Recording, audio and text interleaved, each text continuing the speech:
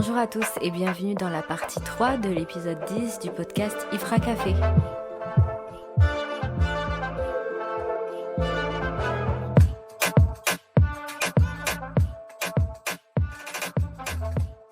On va parler de ton expérience de bénévolat.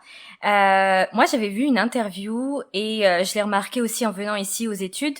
On demande à ce que les étudiants s'impliquent énormément dans des projets, dans des bénévolats. Il y a beaucoup d'associations étudiantes, tout ça. Donc ici au Québec, au Canada, c'est vraiment une culture qu'on inculque aux plus jeunes très rapidement. Mais tu sais, comme nous en Europe ou en Afrique, c'est pas vraiment quelque chose qui est mis en avant parce que toute la journée tu étudies et tout. Puis je voulais savoir, est-ce que c'est ça qui t'a donné le goût d'entrer et de faire du bénévolat, ou c'était par rapport à ton expérience personnelle? Qu'est-ce qui t'a donné finalement l'envie d'entrer dans dans ce projet-là en fait? Alors, moi, ma première expérience, c'était avec le Congrès maghrébin au Québec, et c'était une association qui faisait le pont entre la société d'accueil et les nouveaux arrivants, justement pour faciliter l'intégration. Quand j'ai commencé, en fait, c'était en 2009. Je sais pas, c'est ma nature, je pense. Mais le problème des immigrants qui s'intègrent pas m'a énormément touchée, parce que je pense que je vous ai raconté la dernière fois avec l'enjeu sur mon papa qui n'a pas pu avoir ses équivalences et tout. Et ça m'avait touchée parce que son intégration a pas été facile pour un homme qui a laissé toute une carrière derrière lui, qui arrive et qui doit tout refaire à zéro. Ça m'a énormément touchée. Et c'est pour ça que j'ai voulu m'impliquer avec le Congrès maghrébin au Québec en particulier, parce qu'il y avait une cause qui me touchait directement. Le taux de chômage de la communauté maghrébine était à 20%. C'était le taux de chômage le plus élevé à l'époque. Il est encore élevé maintenant, mais moins qu'à l'époque. À l'époque, c'était vraiment un fléau. C'était à 20%, alors que c'est la communauté qui parle super bien français en arrivant déjà. Donc, tout le processus de francisation, il était même pas nécessaire. Et pourtant, on n'arrive pas à s'insérer sur le marché du travail. Donc, il y avait quelque chose qui bloquait. Est-ce que c'est le racisme? Est-ce que c'est la discrimination? Donc, il y a plusieurs choses. Tu faisais quoi exactement pour les aider? Est-ce que c'était des cours? Est-ce que c'était des aides à trouver du travail directement? C'était quoi exactement ce que tu faisais?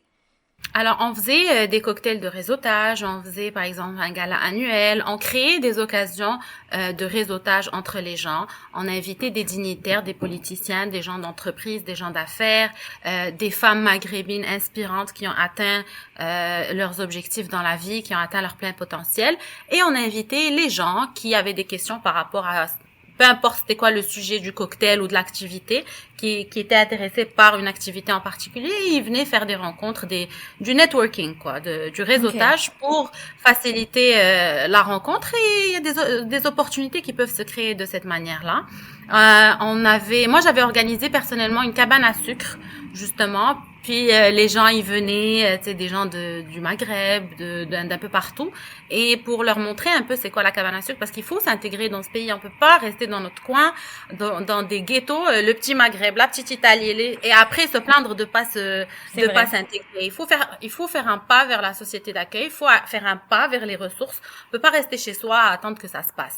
Faut aller chercher les ressources. Et si les ressources nous rejettent et on a fait le maximum, là, on peut parler de discrimination. Mais tu peux pas commencer à te victimiser. Tu peux pas commencer à dire non, ici, il y a pas d'opportunité parce que nous, on vient d'ailleurs. Si tu n'as pas fait au moins l'effort d'aller chercher ces ressources-là. C'est vrai. Donc, moi, si j'ai une critique à adresser à la communauté, to our people, c'est ça, en fait. C'est qu'on reste là, dans les cafés, les bras croisés, à papoter, à se plaindre.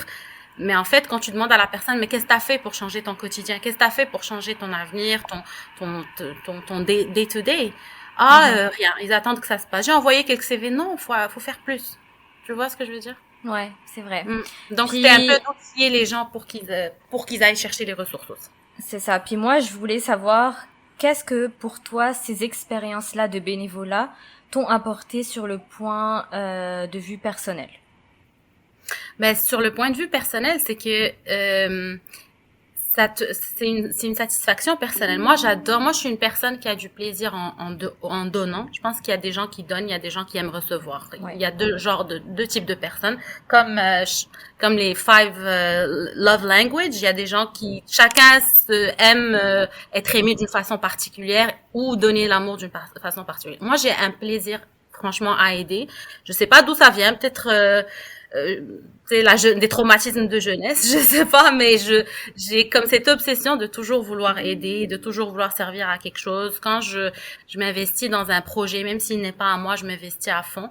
Et donc, je pense que moi, ma satisfaction personnelle, c'est d'aider une personne, puis ça peut, tu sais, ça peut être très selfish de ma part parce que je peux vouloir donner ce plaisir, pas ce plaisir-là, mais je peux vouloir servir, ne serait-ce que pour ressentir ce plaisir. Donc ça peut être très selfish aussi. C'est vrai. C'est pas nécessairement selfless. Vous voyez ce que je veux dire? Ouais. Pour pas avoir l'air de la sainte qui Ouais. touche, là. Mais franchement, j'ai un plaisir à servir, puis je pense que, et à m'impliquer. Et c'est aussi pour ça que j'ai étudié en coopération et solidarité internationale, parce que, ça t'apprend, le sens d'être citoyen du monde. On fait tous partie de ces terres, on s'en fout des frontières, on s'en fout des pays, on a tous comment on dit? Un bénéfice commun à ce que cette terre se porte bien. Que tu sois du Sri Lanka, de Ouagadougou, d'où tu veux, on a tous intérêt à bien se comporter, peu importe où on est. Donc c'est agir localement et penser globalement. L'impact de tes actions locales vont aller bien au-delà de là où tu es. Tu vois Ça, ce que je veux c'est dire? sûr. Et donc c'est ça la mentalité que te toi, tu donne as. ce certificat, et c'est avec cette mentalité-là que j'essaie de m'impliquer et de servir, même en politique. Ok, mais je comprends, moi, je te rejoins sur ce côté-là. Moi, par exemple, j'aime bien comme aider les gens, puis comme tu dis, je ressens la satisfaction aussi. Mais tu sais, je trouve que actuellement, le monde, c'est beaucoup de personnes qui sont selfish, qui pensent à eux avant de penser aux autres. Puis c'est ça, comme je voulais, si tu peux donner un petit mot, une petite phrase pour donner l'envie à ces personnes-là de s'impliquer, d'aider leurs prochains, ou même si c'est juste un voisin, comme qu'est-ce que ce serait en cette fait, phrase-là? c'est parce que la roue tourne. Tu vois ce que je veux dire? Après, je veux pas qu'on interprète ça comme on dit, je fais du bien aujourd'hui pour qu'on me le redonne plus tard. Mais ça fait partie de la game. Tu vois ce que je veux dire? Je comprends. Il faut donner, il faut s'impliquer sans compter. Absolument. Sans penser, à ce que tu vas recevoir en contrepartie. C'est sans agenda. Tu vois ce que je veux dire? Et en soi, ça, pour moi, c'est un bonheur en soi. Tu vois, pour moi, je ressens un plaisir en faisant ça. Après, il y a différents types de personnes. La raison pour laquelle on doit s'impliquer, c'est parce qu'on a une redevance envers notre société. Si chacun fait un petit bout pour améliorer l'environnement dans lequel il vit et il se développe, c'est sûr que collectivement, on va améliorer notre vie, tu sais, collectivement. C'est Donc, vrai. il y a un proverbe en arabe que j'avais dit qui a été vraiment repris, c'est une seule main n'applaudit pas. Tu vois ce que je veux dire? Donc, c'est collectivement qu'on va pouvoir améliorer les choses C'est et vrai. changer. Oui, d'où l'importance que chaque personne s'implique, mettre son petit grain de sel pour développer, peu importe l'objectif qu'on a collectivement. C'est vrai. Puis c'est pas, tu sais, quand on te demande de faire du bénévolat, si tu travailles à plein temps, tu as des enfants, etc., on te demande pas forcément de passer comme 3 heures par semaine. Mais tu sais, Non, rien c'est que une demi-heure, 1 heure, si tu peux, ou si tu peux pas t'impliquer dans une association, tu sais, les voisins, si t'as une personne âgée à côté de toi, tu peux comme juste lui parler, lui donner du temps, tu sais, déjà, c'est aider ton prochain, une personne qui est dans ton entourage, puis je suis d'accord avec toi. Sofiane, tu avais une question? Oui, moi c'était juste en fait par rapport au bénévolat au Canada, sur moi comme j'ai essayé de comme postuler pour différentes organisations, et ce que je trouvais un petit peu bizarre, c'est que il y a quand même un système de sélection, il y a des entrevues, on prend pas n'importe qui, et des fois ça peut ramener à des périodes d'attente, et entre-temps il y a un manque dans les endroits pour lesquels je voulais faire du bénévolat. So, je comprenais pas un petit peu ce disconnect où on a besoin de gens, mais en même temps on filtre tellement qu'il y en a pas assez finalement. So, je sais pas si c'est quelque chose à laquelle tu as fait face, ou c'est peut-être moi qui est dans certains... Ça dépend avec quelle association tu fais partie, mais c'est vrai que des fois, c'est tellement bureaucratique que ça alourdit le processus et que ça devient contre-productif en fin de compte. Comme moi, je pourrais faire un parallèle, par exemple, avec le Parti libéral du Québec en ce moment. Tu vois, là, moi, en ce moment, j'ai beaucoup d'énergie, j'ai beaucoup de motivation, j'ai envie de m'impliquer, j'ai envie de faire des choses, mais la machine, elle est comme un peu au point mort au lendemain des élections. Parce qu'il y a d'autres préoccupations. Je suis pas en train de placer un blâme, mais ils ont d'autres préoccupations. Ils sont en train de préparer l'élection partielle dans Saint-Henri-Sainte-Anne. oui, je peux m'impliquer dans cette élection-là, mais je veux dire en termes général, pour faire du bénévolat, en ce moment, c'est comme si les ressources sont déjà toutes mobilisées pour l'élection partielle. Donc c'est peut-être pour ça que il n'y a pas un retour, malgré que le parti a vraiment besoin de militants en ce moment. Vous voyez ce que je veux dire? Donc ça dépend un peu de l'association dont tu parles ou de celle avec laquelle tu as essayé de t'impliquer. En général, quand il y a un besoin, là, ils se jettent sur les bénévoles. Donc, c'est pas normal. Peut-être que juste les ressources pour traiter les applications ne sont pas disponibles au moment où t'as appliqué. Mais si c'est quelque chose à laquelle tu tiens, moi, je te conseille de tenir tête. Tu sais, moi, pour devenir candidate au Parti libéral du Québec, tu peux être sûr que j'en ai harcelé du monde. Tu vois ce que je veux dire? Parce que je voulais vraiment atteindre un objectif. Donc, si c'est vraiment ça que tu veux faire, continue à essayer. Et je le vois même avec le cabinet des étudiants qui essaient de décrocher des stages en droit et qui m'écrivent et que moi, j'arrive pas à avoir la disponibilité des avocats qui vont leur faire l'entrevue. Je peux te dire, ils me harcèlent. Et c'est souvent ceux qui me harcèlent qui finissent par obtenir le rendez-vous. Même si c'est pas nécessairement moi qui bloque le processus. J'ai pas de réponse de la part des associés parce qu'ils sont trop occupés. Mais c'est en fin de compte c'est en fin de compte celui qui me harcèle qui finit par avoir bon, harcelé, je mets entre guillemets, parce que c'est pas bien. Ça. La personne qui trouve ton adresse et ton numéro de téléphone. que je trouve en bas de chez moi, en bas de mon balcon. Là, c'est un peu too much. Ça fait film américain, ça. Ouais, c'est ça, c'est vrai. On va parler d'entrepreneuriat. Puis j'ai comme fait des petites recherches, puis il s'est avéré que depuis la Covid, donc depuis 2020, au Québec, il y a plus de femmes qui entreprennent que d'hommes. Donc c'est 17,3% de femmes contre 10% d'hommes.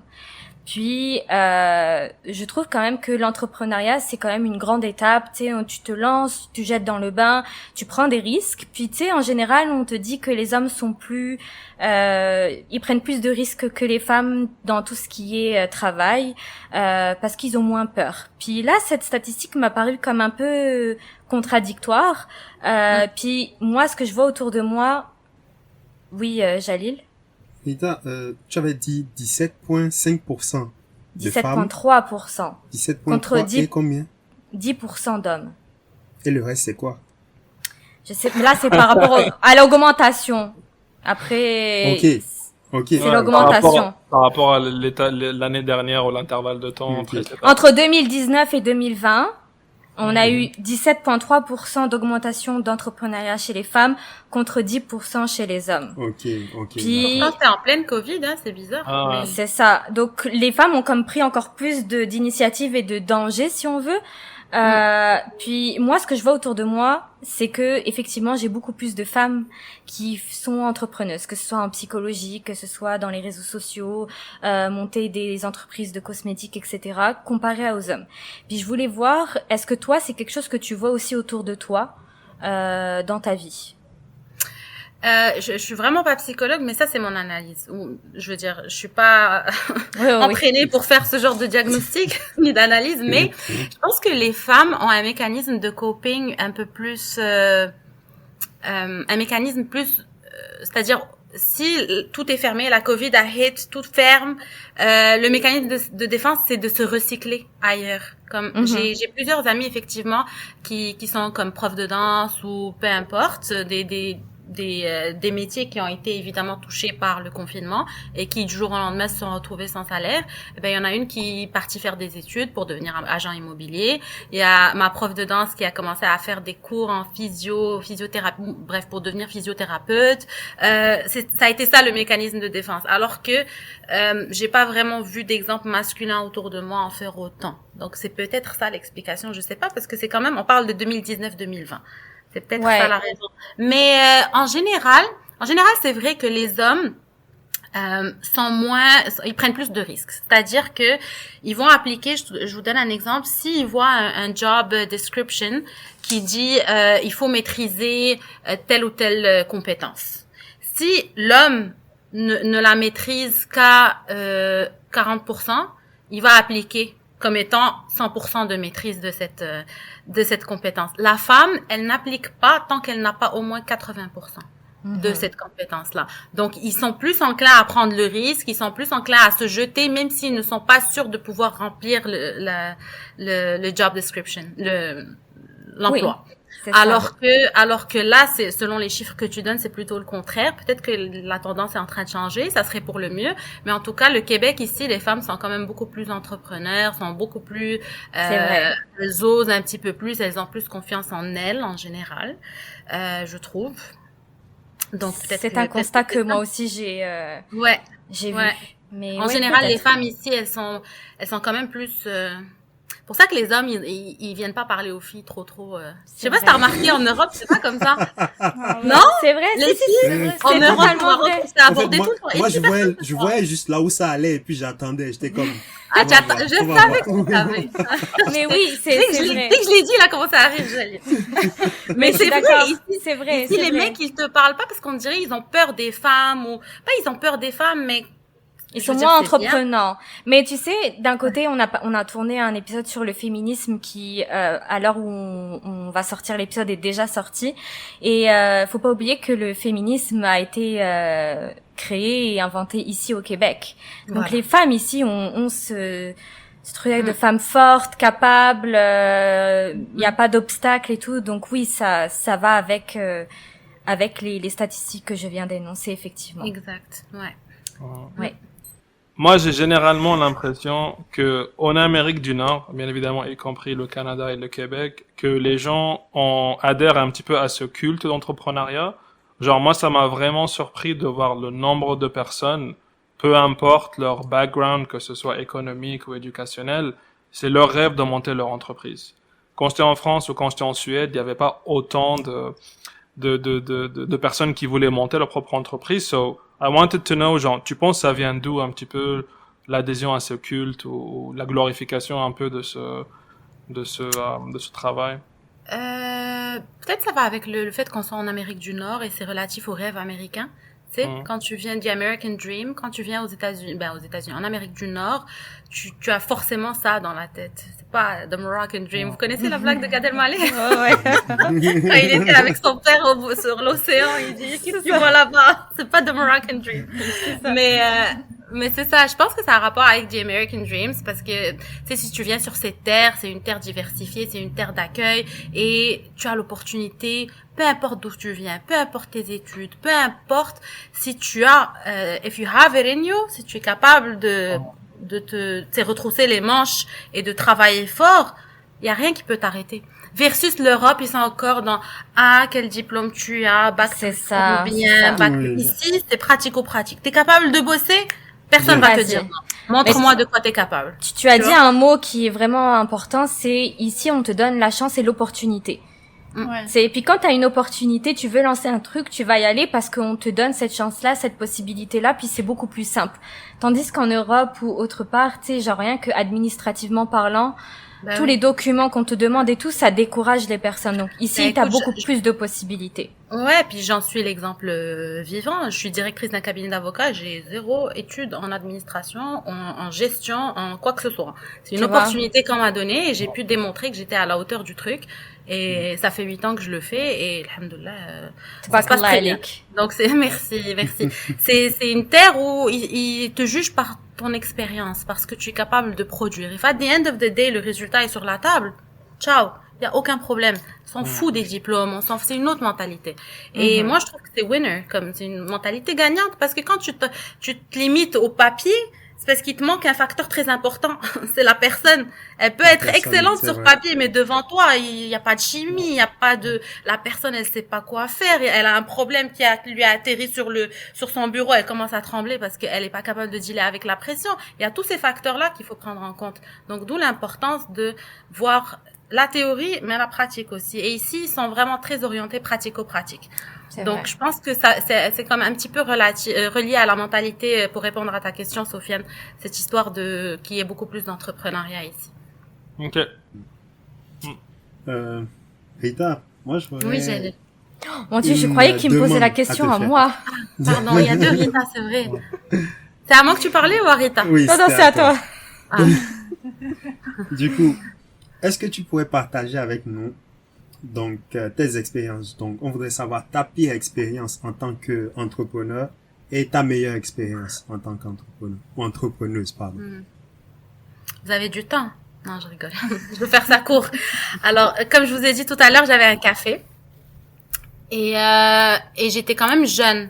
J'avais 25 ans quand avec mon ancien partenaire, on s'est lancé en business et moi, c'était pas forcément mon rêve, mais j'ai voulu comme un peu le soutenir dans ce que lui, il voulait mettre sur place. Et on revient à ce que je disais tout à l'heure, quand quelqu'un arrive avec, je sais pas, une idée, je vais me plier en 4 pour l'aider. Ce qui est pas forcément bon, parce qu'il faut être sûr que c'est avec la bonne personne qu'on fait ça. Bref. Alors, on s'est associés, lui et moi. Et on s'est vraiment mis à fond dedans. On a lancé notre café. Puis c'était en même temps que je lançais le cabinet d'avocat. Je faisais les deux trucs en même temps. Et c'est pas, tu sais, je regrette rien du tout, mais la personne n'était pas nécessairement très bien intentionnée. Donc ça s'est vraiment mal passé dans le sens où, comme je viens de vous dire, moi j'étais souvent au cabinet d'avocat, donc j'étais moins présente au café. Et puis mon associé, il faisait un peu ce qu'il voulait, la gestion un petit peu anarchique, du gros n'importe quoi. On était jeunes aussi, sauf que moi j'avais quand même 10 ans d'expérience à ce moment-là. J'ai commencé à bosser à l'âge de 15 ans. Donc ça faisait déjà 10 ans que j'étais sur le marché du travail. J'avais une certaine maturité, une certaine responsabilité déjà d'acquise et tout. Mon associé n'avait pas la même expérience. C'était plutôt un petit peu fils à papa. Vous voyez un petit peu le modèle, le prototype. Donc les responsabilités n'étaient pas encore, il n'y avait pas encore la maturité qui venait avec la gestion d'un business. Et donc il a un petit peu fait n'importe quoi. Et puis du jour au lendemain, il a comme un peu tout abandonné. Puis j'ai dû dealer avec tout le aftermath, donc les fournisseurs, les employés, tous les problèmes qui venaient avec une mauvaise gestion. C'est une expérience qui a été quand même enrichissante pour moi, mais si c'était à refaire, c'est sûr que je le referais pas de cette façon.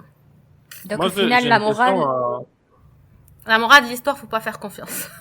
Non, mais c'est peut-être s'associer avec peut-être des bonnes personnes, puis de toute manière, on n'est jamais sûr à 100%. On n'est donc jamais sûr. C'est c'est- ça le problème. Des fois, avec la famille, ça marche pas. Donc, C'est avant ça. d'associer avec quelqu'un, que ce soit bien écrit noir sur blanc, contrat d'actionnaire, shareholders, tout ça, là. Bon, ok, Faut être ouais, protégé. ouais, j'avoue, on est Un contrat on est entre on est actionnaires, dix. parce Même sur papier, parfois, ça sert à rien, donc. Ouais, mais c'est Mhm. plus facile que ça soit sur papier avec quelqu'un, like he's just an associate versus quelqu'un qui vient de la famille ou qui a une Ouais. connexion, genre.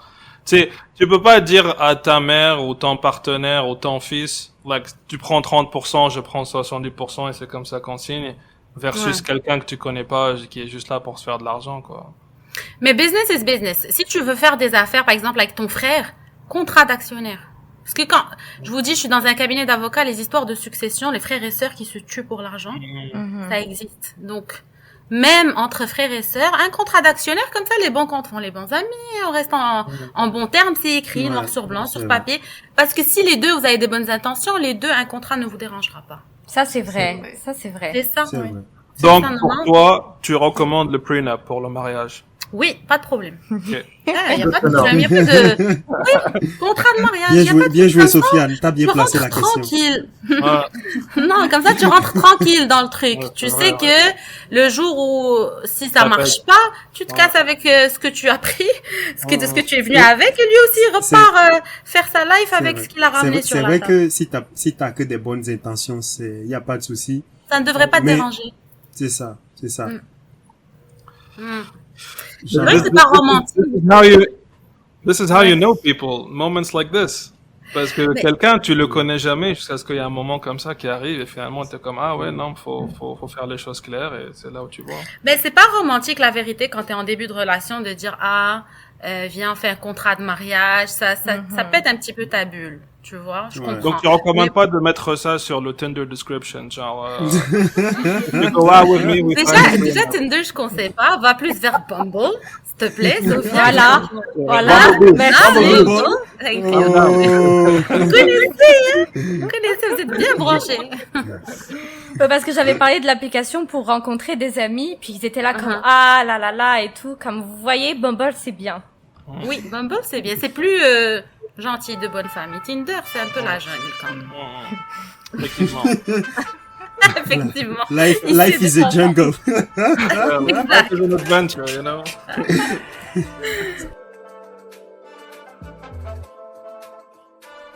Merci à tous d'avoir écouté cette 3e partie et on vous dit à très vite pour la 4e et dernière partie. Bye bye!